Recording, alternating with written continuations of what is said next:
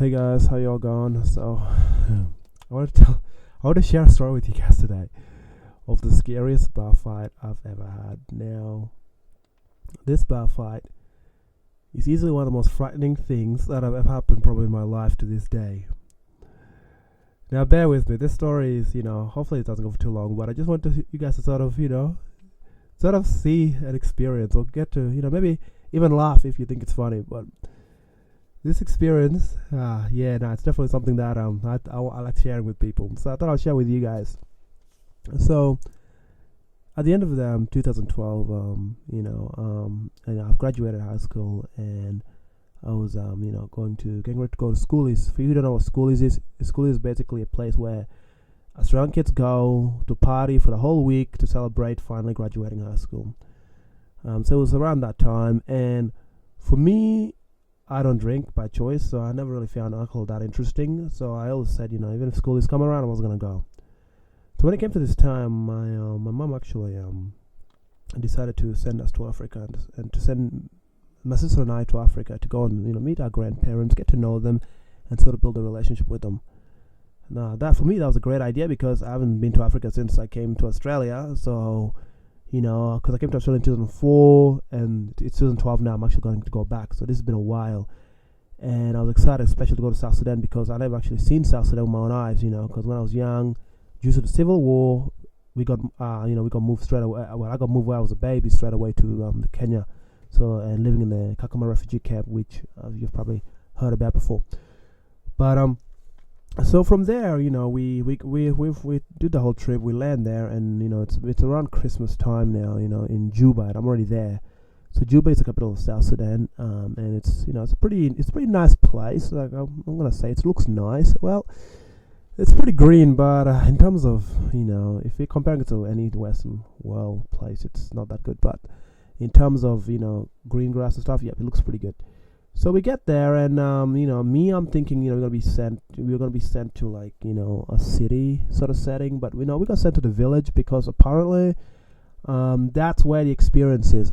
You know what? I wasn't keen on this. How can you take someone from living luxury like a city life and all the way just chuck them in the village, especially when I'm living in the village for like 12 to 13 years? This was something different, and least to say, I definitely wasn't ready. I wasn't really that excited. But we got there anyways, and things were going well, and yeah, so it was alright.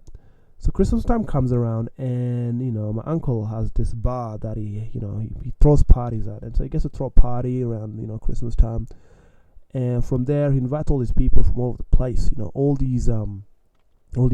these girls came. All these women, all these men. Oh my goodness, there was a lot of people. And the bar wasn't really that big. Yeah, the bar could say it's probably, maybe about,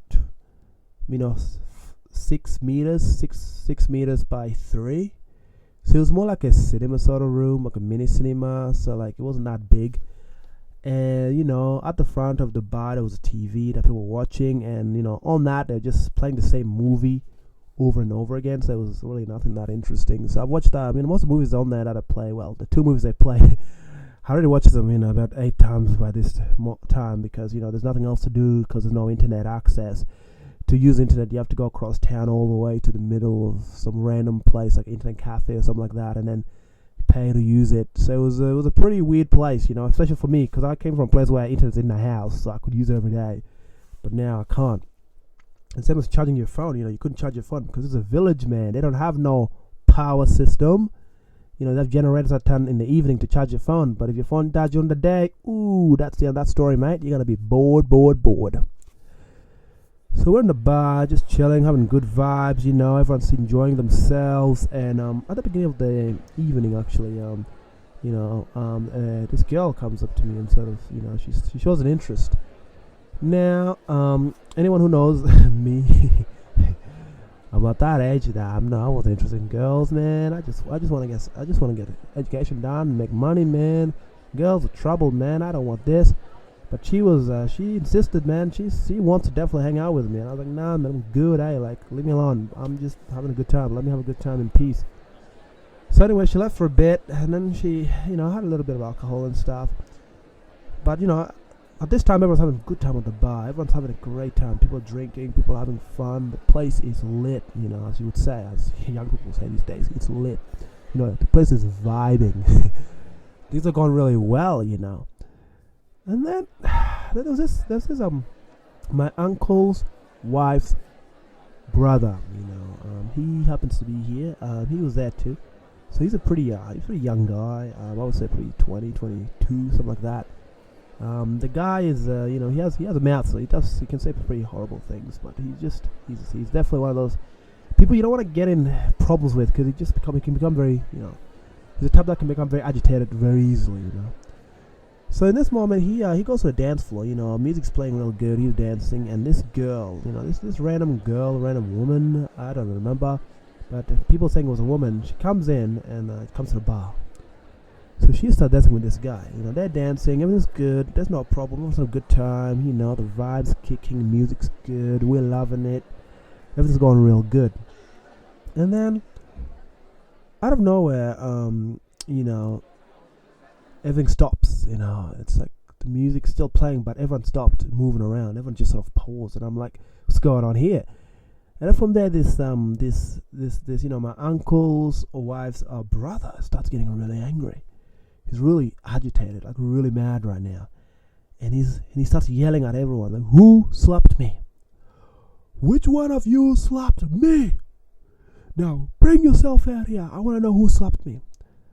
Now I have no idea what's going on, so I don't know what's happening around here. I don't know who slapped who. I don't even know if anyone got slapped. To be honest, I was just chilling, having a good vibe, but probably someone got slapped. But he was really angry. He was mad. He wanted to find this person so badly. Kept yelling, just, who slapped me? Where is the person that slapped me? And then from there, I asked around. I was like, "Hey, what's going on?" And the people were saying, "Oh, it was that the woman actually slapped him. It was a woman that slapped him. It was like, the woman was dancing with, but apparently was trying to, feel her up. She didn't like it, so she slapped him. And then she disappeared. So she's gone home. So she's gone. But then he just goes crazy. He keeps going nuts because he's drunk now, agitated, and ready to go." So, of course, everyone who knows me, when situations turn like that, I get nervous real quick. My heart starts skipping a beat, man. My heart starts beating really fast. I start getting nervous. At this point, I know what's going on. I know what's going to happen here, man. I'm in Africa, man. I'm out of nowhere, man. I'm in Juba, chilling, like the scariest place. And there's a guy here that's drunk and going out of control, man. Like, hey, man, if they find out that I'm not from here, they'll probably kill me, man. Oh, nah, man, I better chill out, man. I better go sit down and pretend that I'm not here, But nah, that didn't work. This guy kept yelling, man. He kept going. He just gone nuts. But then he disappeared for a bit, thinking that, I was thinking that that's it. The commotion's over. No one's hurt now, so we're just going to move on from here. This is it. We can go back to partying. So, but, oh, no, was I wrong? This guy, he went back to his apartment, or his room, should I say. And this guy brought a machete. Okay, now at this point, my heart is beating really fast. I'm nervous, man. This guy got a machete. Ooh, I haven't seen one of those since I was back in the refugee camp, like way when I was a kid. This guy brought a machete, and me, I just started freaking out. Oh, my heart started racing really quick. I'm like, what's he gonna do with this thing? What is he gonna do with this machete? He gets a machete, and he's like, "Oh, who is responsible for this? Who did this? Someone better tell me who slapped me. I'm gonna kill someone." I'm like, "Yeah, kill someone." Man, I came here for holidays, man. This ain't no vacation. I'm scared, man. I'm getting nervous, man, in my head. I'm start thinking, oh, man, if I only stayed in Australia, man, I'd have to deal with this. Why does this have to happen to me, man?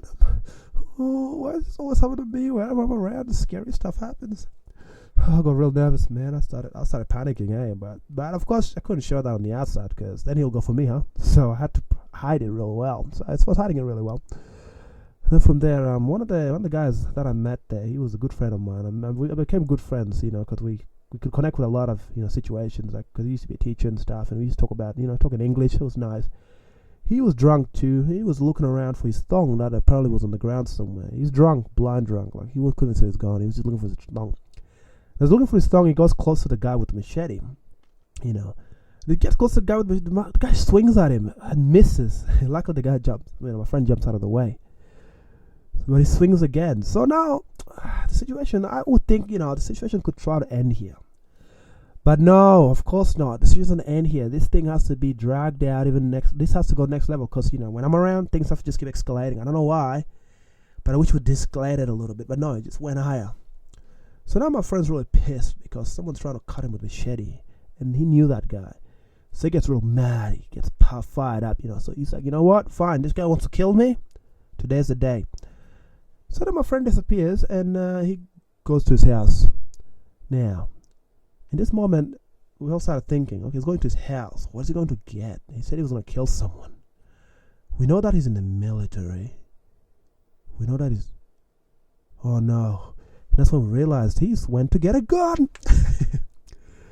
Okay. At this point, I don't know what to do anymore, man. I'm done. I'm so done.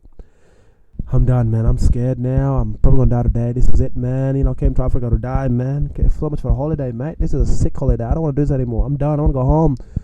But I couldn't because I had a month to go.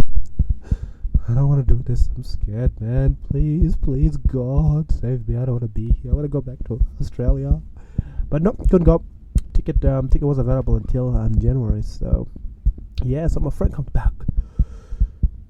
So all the people ran to his house, to my friend's house, to see when he was bringing a gun because they were scared too. They run there and they find out he got the gun. He was getting the gun. From there, they managed to, take the ammunition out and leave it to him anyway. So he takes the gun with no ammunition, starts chasing people around and stuff. Said, today's the day I'm going to kill someone. See, I didn't know he didn't have ammunition, so I didn't go with the people. I was busy chilling in the bar. So he comes up towards me with the gun, and I get nervous. I thought that was it. I thought I was dead. He starts aiming towards me. I just run because I'm scared, man. I started running. It's fight or flight, man. I ain't fighting no guy with a gun. I'm using a flat this time, man. Got out of there, started running, man, legging it. I legged it to my auntie's, to my uncle's house, man. He chased behind me with a gun. Nah, still I have no idea that this gun wasn't loaded. I'm scared, man. I'm terrified. I thought I'm gonna die. He starts chasing me. He's like, Patrick, come here. And I'm like, no. He's like, come here. No, I don't want to die. He's like, come here. So he's like chasing me. I run around the house. He chases me a few laps around. He couldn't do it because he's drunk, so he's tired. I've got energy, man. I've got energy. I don't drink. I've got energy, man. I'm fired up. We can run around this building all day if you like, man. I've got time for this. He starts chasing me. He starts running. We run around the house a few times, and from there, finally, he gets tired and stops. He starts to catch breath, and while he's catching the breath, I'm just looking at him from far away. He's like, you, come here. I'm like, nah, man, I'm not down today. Today's my day, man. I'm fired up. I don't know. I've got adrenaline. I got a bit of energy now because I was so scared. Got fired, started running around the building. And from there, eventually, he stops chasing me, and he's so drunk, so he goes back home. And everyone sends him to go to sleep. He goes to sleep. And he passes out. And then from there, I go back to the bar, man. My heart's racing. But now I'm coming down a little bit because the guy with the knife's been taken care of. Or the guy with the machete's been taken care of. And the guy with the gun's there. My friend with the gun's been taken care of. Now I can actually survive and actually enjoy my, our vacation. And from there, I was like, nah, man, I'm done, man. This place is scary, man. Far out. This is more scary than hearing gunshots. Dude, the gun's right in front of my face. I can't deal with this. This is too scary. And from there, I was like, nah, man, I'm going to bed, man. I can't deal with this. Actually, I couldn't go to bed. I was too nervous. I thought I would die. I stayed up all night. Stayed up looking at the stars, man. I was like, wow, I nearly died today. But I don't know what to do about this. And then from there, I was just started, breathing slowly and stuff, catching my breath. But from there, I just realized, that was easily one of the scariest things that have happened to me. And that's what I mean by the scariest bar fight I've ever seen. And the thing is, the next day they try to talk it over to see who was at fault and all this. But, at the end of the day, no one really gets into it. It was to this day the scariest experience I've ever had. And I hope it doesn't happen to you, because honestly... I don't know about America. It could happen in America because you guys have, people are allowed guns there, man. I get nervous. I'm thankful in Australia that no one's allowed guns here. We have gun laws, strong gun laws, but I don't know about America. So, but I'm hoping it doesn't happen to you because honestly, it's the scariest experience ever. But I never hope for everyone to go through it. So yeah, so that's my story anyway. And hope you enjoyed that. If you enjoyed that, then thank you. Next time you watch all my other podcasts and stuff, or you listen to it. And thank you.